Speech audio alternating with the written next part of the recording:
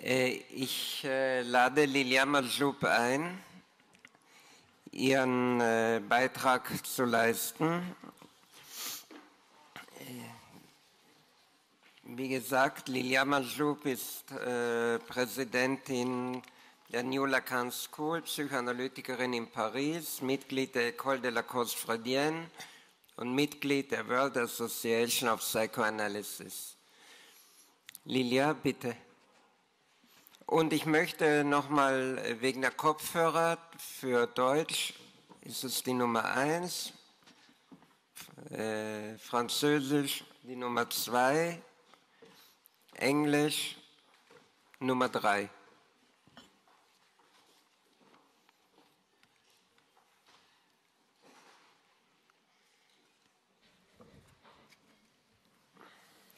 Bonsoir.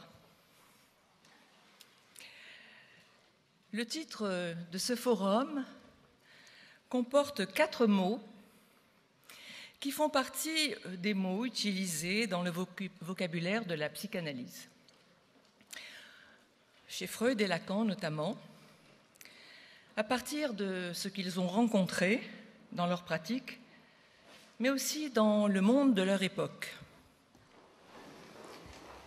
L'on connaît les fameuses pages de Freud, de Malaise dans la civilisation, quand il interroge la question du lien à l'étranger, et notamment si celui-ci mérite son amour, ceci à propos du précepte bien connu chrétien « Aime ton prochain comme toi-même » et non pas comme il t'aime lui-même.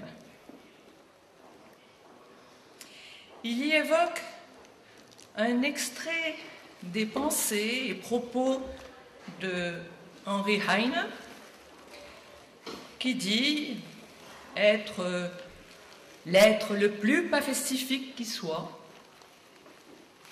Et après avoir fait la liste de ses désirs, qui sont en fait des biens, tels que avoir une modeste cabane, un bon lit, une bonne table, j'en passe, de beaux arbres devant sa porte, il ajoute que si le bon Dieu veut le rendre tout à fait heureux, il lui accordera de voir 6 ou 7 de ses ennemis pendus à ses arbres.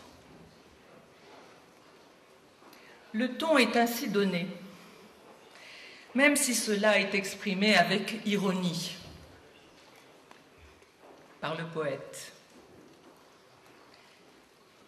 Freud écrira que, eu égard à la méchanceté qui est en chaque homme, si on y oppose les lois éthiques supérieures propres à la civilisation, si on prône l'obéissance à celle-ci, eh bien, cela ne fera qu'encourager directement la méchanceté.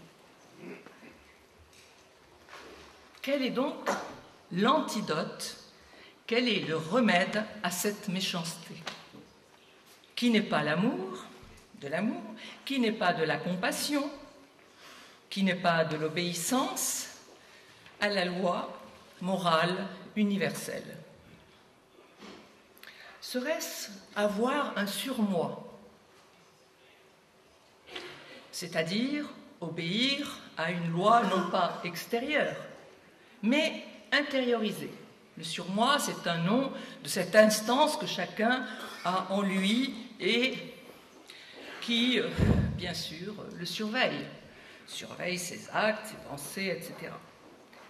Ce n'est certes pas la solution, selon Freud, car les renoncements aux pulsions d'agression, de méchanceté, laissent le désir persister. Plus vous renoncez, plus le désir persiste. Vous n'arrivez pas à le supprimer. En d'autres termes, le désir ne peut être dissimulé au surmoi.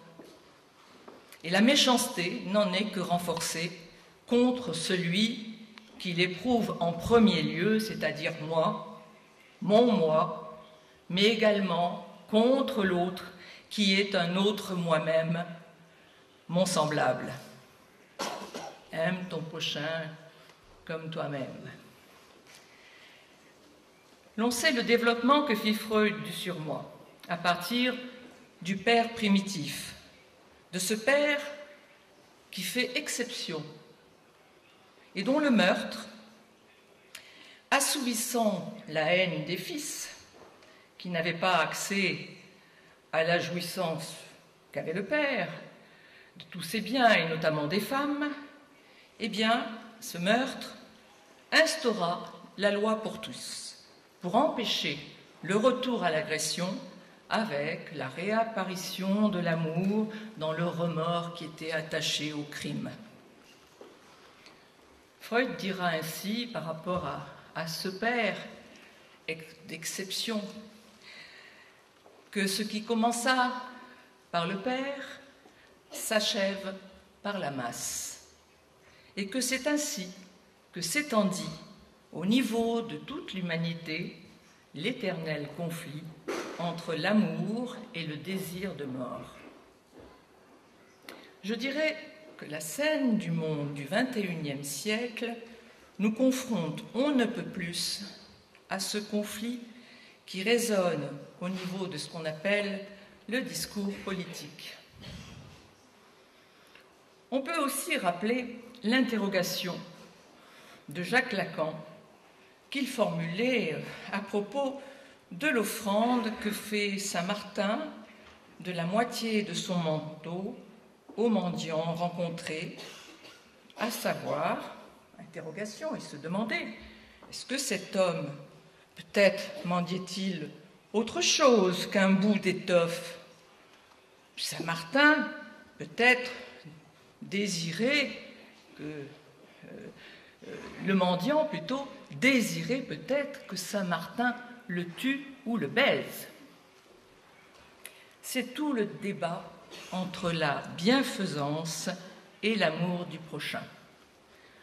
Donner à l'autre ce qui fait mon confort, autrement dit, confondre mon bien avec celui de l'autre. Ainsi, mon égoïsme se satisfait fort bien d'un certain altruisme, disait Lacan, de celui qui se place au niveau de l'utile, du primum vivere, n'est-ce pas, donner à manger, donner de l'étoffe. Et c'est probablement le prétexte par quoi j'évite d'aborder le problème du mal que je désire et que désire mon prochain. Le désir de l'autre, ainsi, est traité différemment dans le discours de l'analyste que dans les autres discours.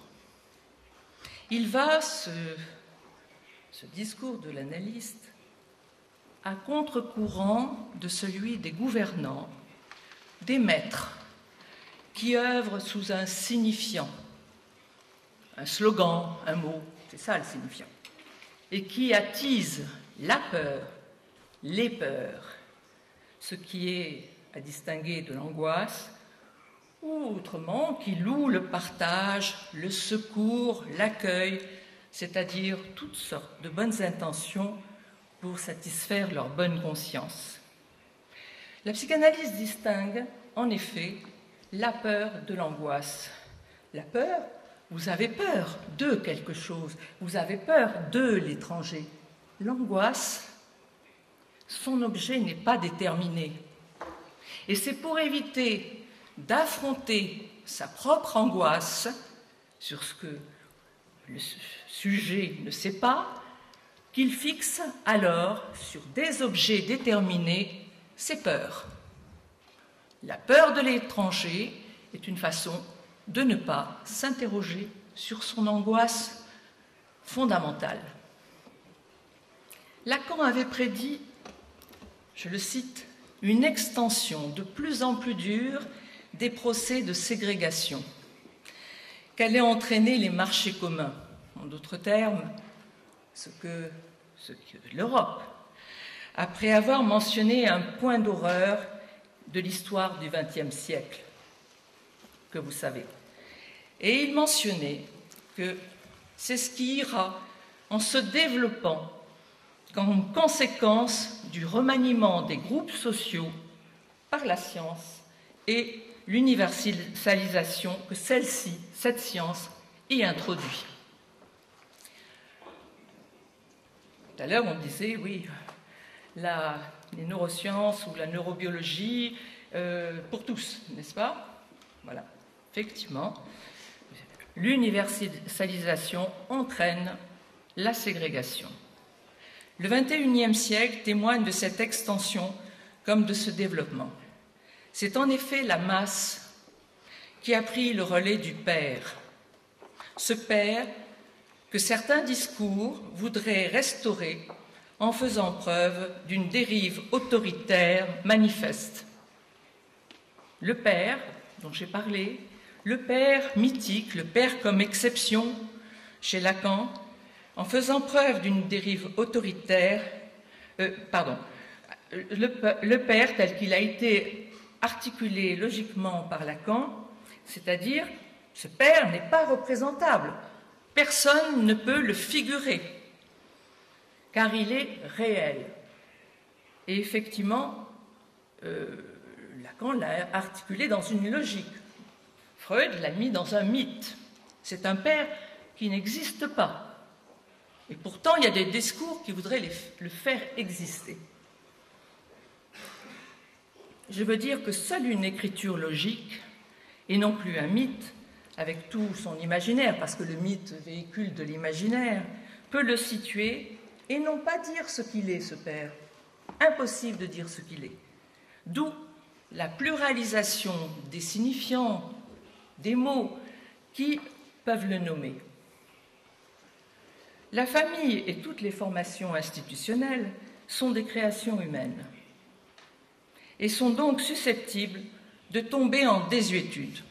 Elles ont été faites avec du symbolique, avec des signifiants.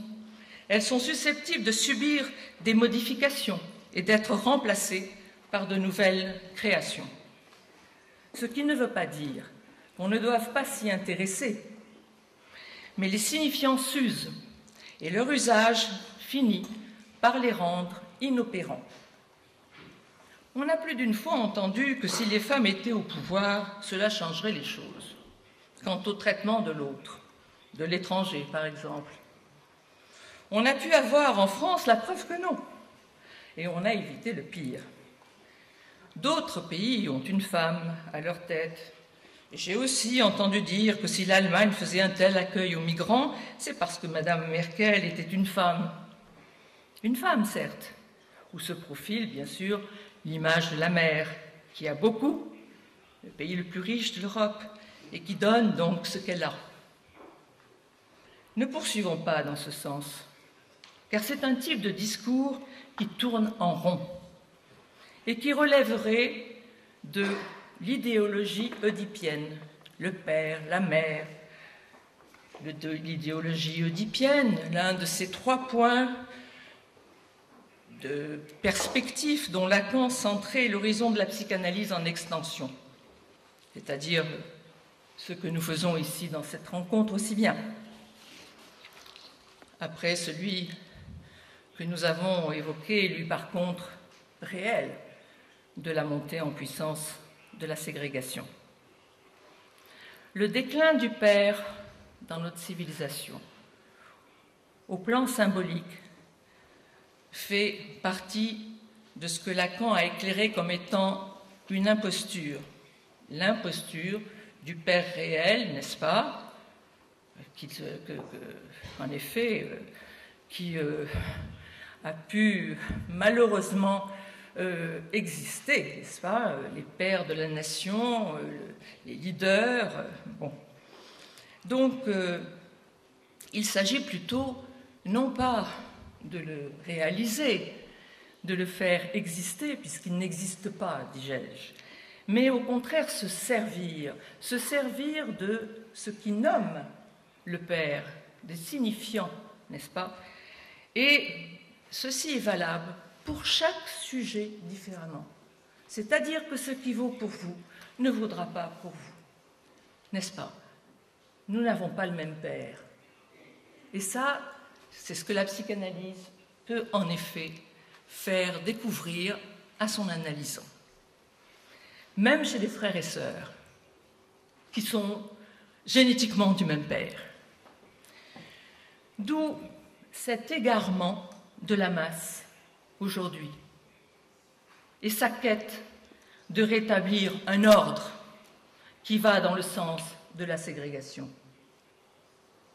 On voit se lever, en effet, toutes ces politiques autoritaires à travers l'homme ou la femme providentielle, voire un imposteur, et non pas dans le sens de la circulation des discours. J'insiste sur ce mot de circulation qui s'oppose au tournage en rond d'un seul discours. C'est le discours de l'analyste qui peut œuvrer pour cette circulation. Nous entendons ici aujourd'hui des discours différents.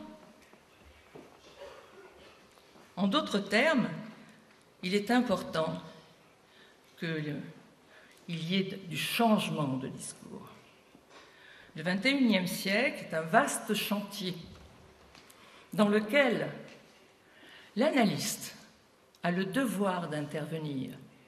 Et pour ce qu'il en est des réfugiés, je peux vous dire que, puisqu'on peut dire que l'analyste il se contente de mots, de parler, de discourir, eh bien, il agit aussi. Il agit déjà avec son analysant, ses patients, en les écoutant, en leur interprétant quelque chose qui relève de son désir, de leur désir, ou un par un, mais aussi dans le social. Par exemple, pour les réfugiés, eh bien, j'ai la chance d'être régulièrement invitée par la maire de Paris, justement à propos des réfugiés. Parce que, eh bien, ils ont souhaité avoir l'avis, l'écho du discours de l'analyste. Nous avons ouvert aussi des centres, notamment le premier à Paris, où nous accueillons le tout venant. Eh bien, nous sommes sur les listes, en effet, de ceux qui accueillent des réfugiés. Parce que les psychanalystes qui sont là, ils y travaillent gratuitement. Et c'est leur devoir de donner un droit à quiconque de venir interroger son désir. Voilà, et ce n'est pas de la charité. Merci de m'avoir écouté.